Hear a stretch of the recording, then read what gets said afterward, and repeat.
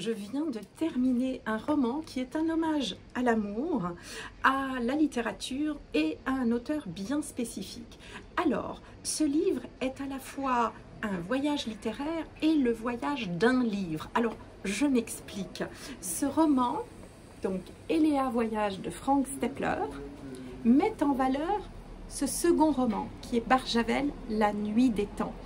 Et celui-ci va devenir, selon moi, le personnage principal de celui-ci, en tant qu'objet livre.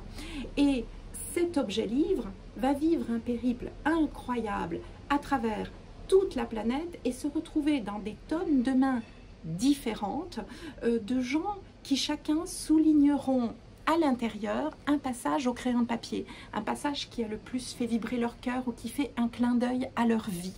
Alors, c'est l'histoire d'une chaîne humaine et littéraire qui débute à Chiang Mai dans une librairie d'occasion.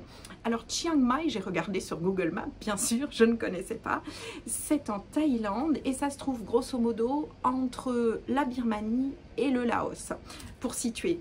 Donc il s'agit de Paul qui va tomber redingue de ce roman et qui va le qualifier de la plus belle histoire d'amour de tous les temps. Et ainsi débute une fascination littéraire. J'ai beaucoup aimé l'écriture que j'ai trouvée très punchy, des phrases courtes, dynamiques, ça sent l'esprit vif et pétillant. Alors je rencontrerai l'auteur en juillet, donc je verrai si mon impression est la bonne. Le début est vraiment très croustillant quand Paul discute avec son ami intello sur le sens de la littérature et la définition d'un écrivain. C'est bien piquant, c'est excellent. Voilà. Alors, il y a beaucoup de personnages, donc par moment, moi, j'ai trouvé quelques petites longueurs. Parfois, j'étais un peu perdue dans les personnages, mais ça, je le dis bien honnêtement, c'est peut-être lié à mon manque de sommeil et ma difficulté de concentration en ce moment.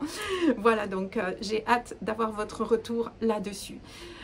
C'est beau, les histoires d'amour d'un homme pour un livre, et c'est vraiment ça, l'histoire d'amour d'un homme pour un livre. Et à ce propos, je vous en conseille un autre, N'ajoutez rien de Fabrice Chillet aux éditions Bouclard, où c'est également une histoire d'un livre qui emmène vers un autre livre. Donc voilà, si vous avez aimé le concept, lisez celui-ci, ça peut être intéressant de lire deux choses très différentes qui ont un point commun.